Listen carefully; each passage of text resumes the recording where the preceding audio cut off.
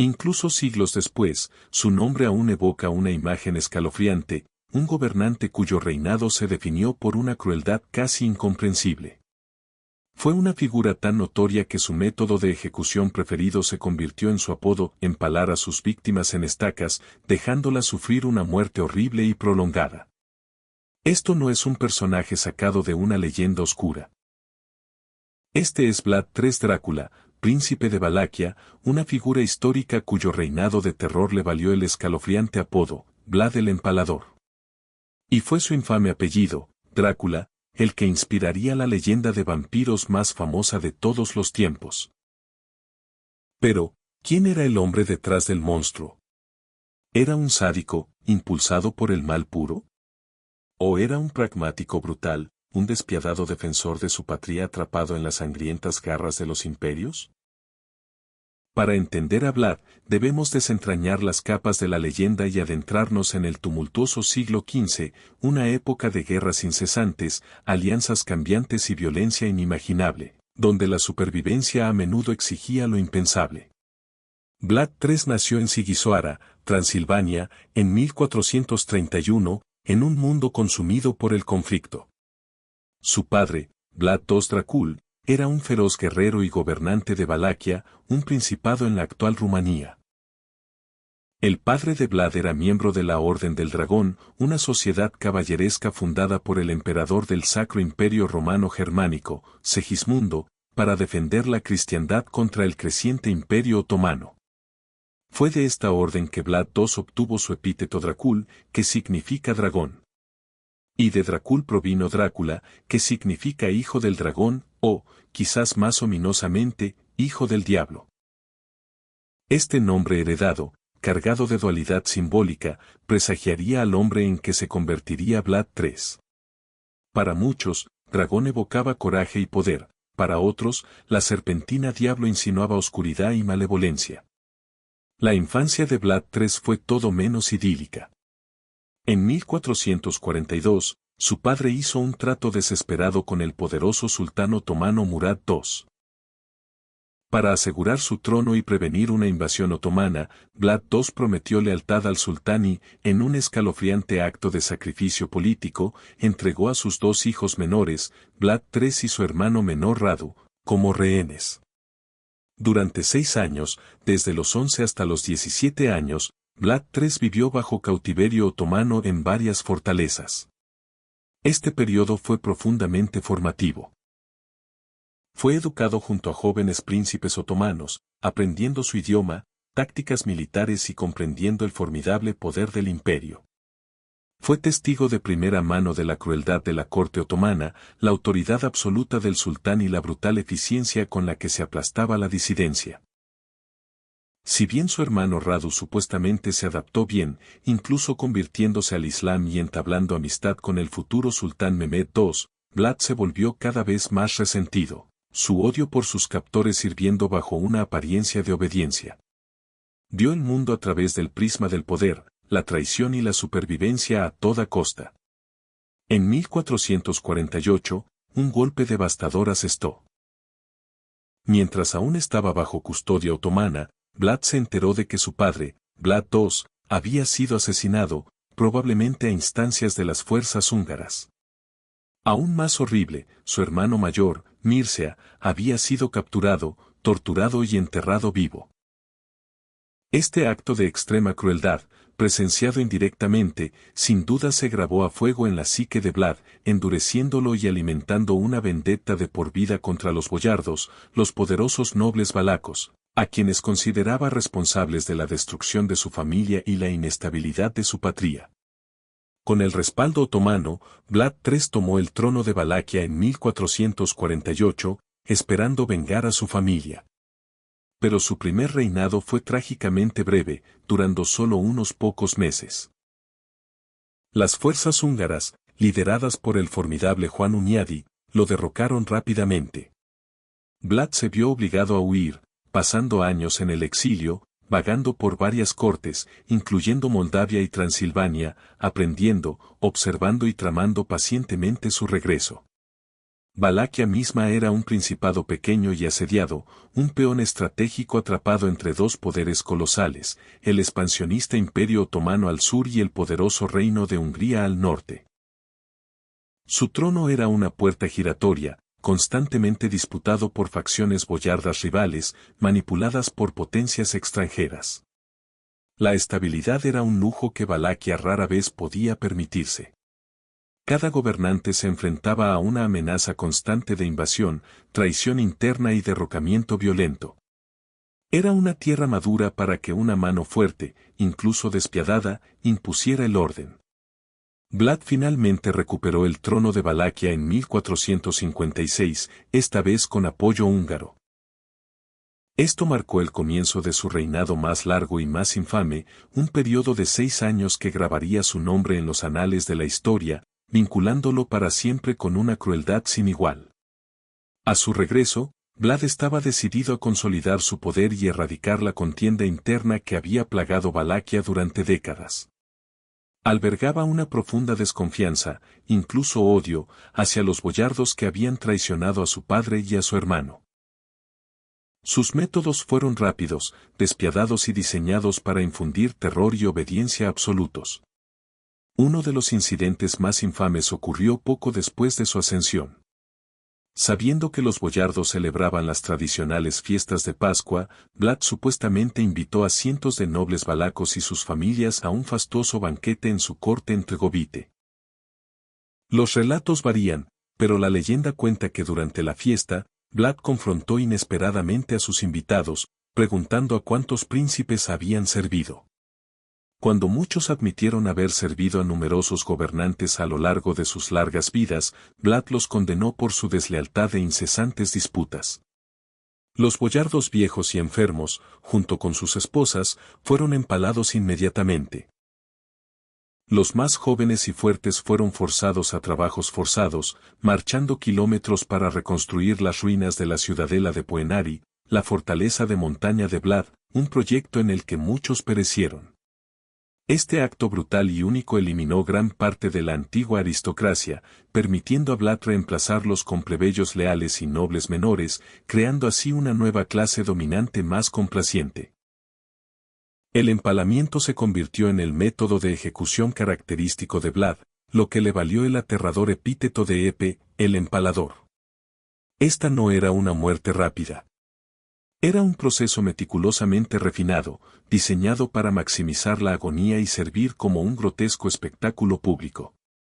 Las víctimas eran típicamente desnudadas y empaladas en estacas de madera gruesas y romas, a menudo usadas en la parte superior. La estaca se insertaba cuidadosamente en el recto o la vagina, su falta de filo prevenía una lesión fatal inmediata en los órganos vitales. Luego, la estaca se levantaba lentamente en posición vertical.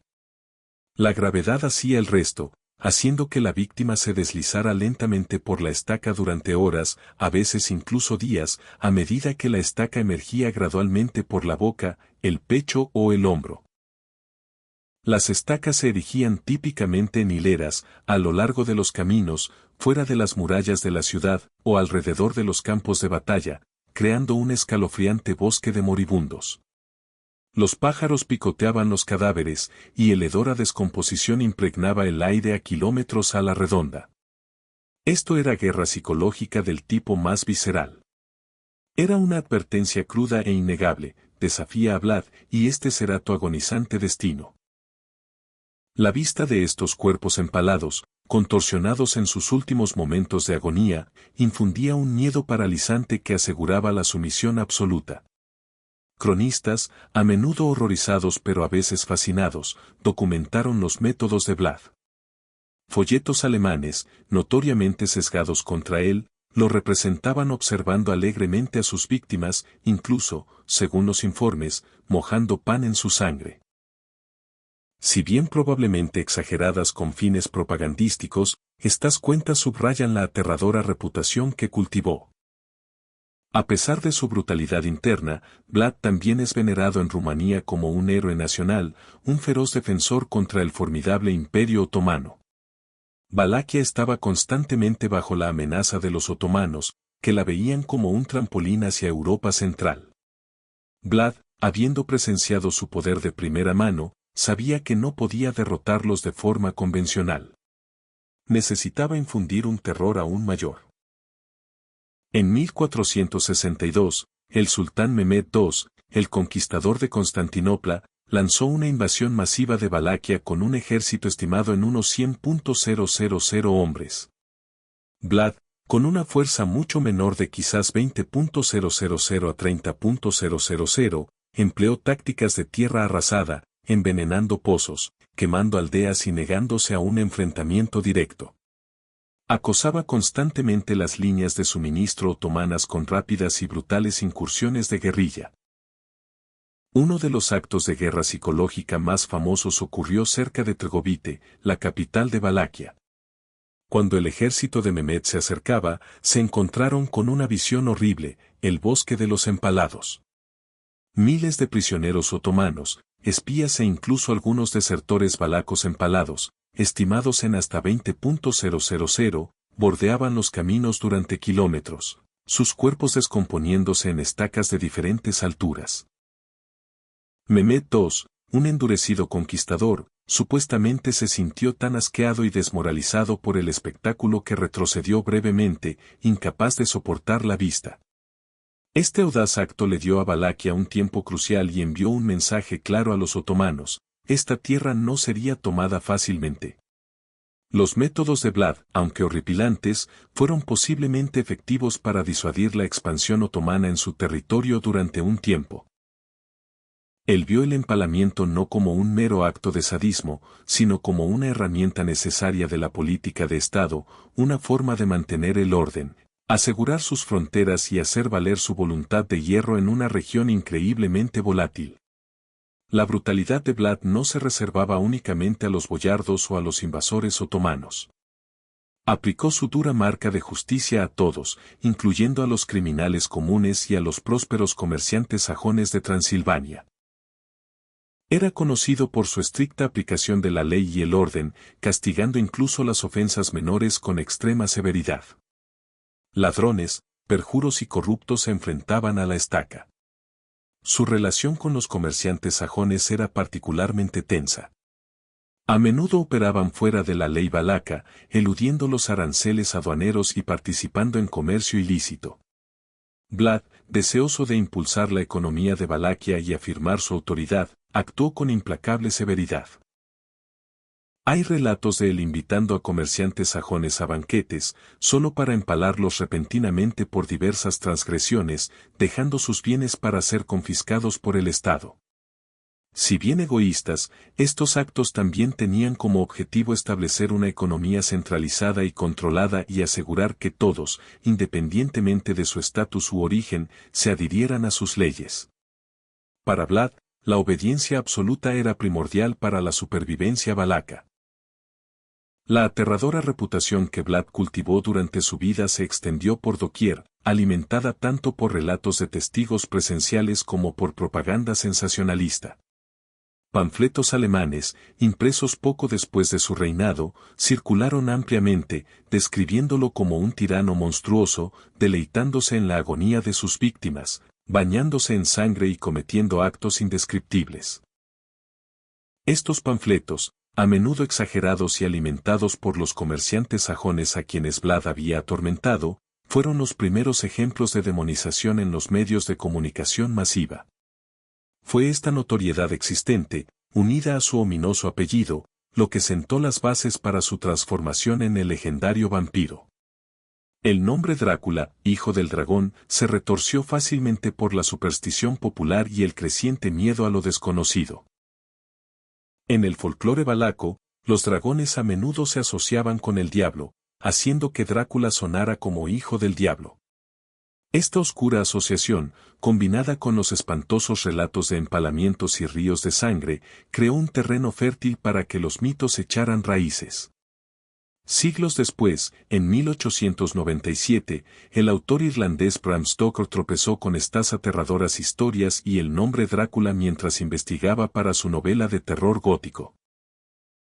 Stoker, fascinado por los relatos de la brutalidad de Vlad y el sonido siniestro de su nombre, lo adoptó para su inmortal conde vampiro. A pesar de que el Vlad histórico no tenía ninguna conexión con el vampirismo, no bebía sangre, la derramaba, el horror psicológico de sus empalamientos, su oscura reputación y su escalofriante nombre proporcionaron la base perfecta para el icónico monstruo de Stoker. El horror de la vida real de Vlad el Empalador se transformó en el horror sobrenatural del conde Drácula, entrelazando para siempre la historia con la pesadilla. El reinado de terror de Vlad finalmente se desmoronó. Después de su victoria contra Mehmed II en Tregovite, sus aliados húngaros comenzaron a desconfiar de su creciente poder y de su impredecible crueldad. Matías Corvino, rey de Hungría, quien se suponía que debía ayudar a Vlad en una cruzada mayor contra los otomanos, lo arrestó en 1462 bajo acusaciones falsas de traición. Vlad fue encarcelado en Hungría durante más de una década, primero en un castillo real, luego bajo un cómodo arresto domiciliario, se le permitió casarse e incluso tener hijos. Su largo encarcelamiento, aunque quizás no tan duro como sus propias mazmorras, fue un periodo amargo de aislamiento y maniobras políticas. Siguió siendo un valioso peón político, una herramienta potencial para ser utilizada contra los otomanos y los vientos geopolíticos cambiaban. Finalmente, en 1475, a medida que la presión otomana sobre Europa del Este se intensificaba, Matías Corvino liberó a Vlad. Fue reinstaurado como príncipe de Valaquia por un tercer y breve reinado en 1476, respaldado por fuerzas húngaras y moldavas. Sin embargo, su regreso fue efímero. Solo unos pocos meses después de recuperar su trono, Vlad fue asesinado en batalla contra rivales otomanos y valacos, probablemente en diciembre de 1476. Las circunstancias exactas de su muerte son discutidas, algunos relatos sugieren que fue emboscado, otros que fue asesinado por boyardos valacos que habían cambiado de lealtad. Se dice que su cabeza fue enviada a Constantinopla como trofeo para el sultán Mehmed II, quien la exhibió en una estaca para demostrar que Drácula estaba realmente muerto, un final apropiadamente sombrío para un hombre que había infligido tanto terror. El legado de Vlad el Empalador sigue estando profundamente dividido. En su Rumanía natal, a menudo se le considera un héroe nacional, un gobernante estricto pero necesario que defendió ferozmente a su país contra abrumadores invasores extranjeros, impuso el orden y castigó la corrupción. Su brutalidad, bajo esta luz, se ve como una trágica necesidad para la supervivencia en una era brutal. Aportó un grado de estabilidad y justicia, aunque aterradora, a una tierra caótica. Sin embargo, para el resto del mundo, sigue siendo el monstruo, la encarnación de la crueldad medieval, la inspiración del vampirismo literario. Sus métodos de terror, meticulosamente documentados y sensacionalmente exagerados, siguen conmocionando y fascinando. Vlad el Empalador se erige como un escalofriante recordatorio de que la historia rara vez es blanca o negra. Fue un producto de su tiempo, moldeado por una brutal educación y la constante amenaza existencial a su patria. Empuñó el terror no solo como un arma, sino como una herramienta de gobierno, un medio escalofriantemente eficaz para un fin. Su historia nos obliga a confrontar la incómoda verdad de que a veces, en los capítulos más oscuros de la historia, la línea entre héroe y villano, entre defensor y demonio, se difumina en un horrible tono de gris.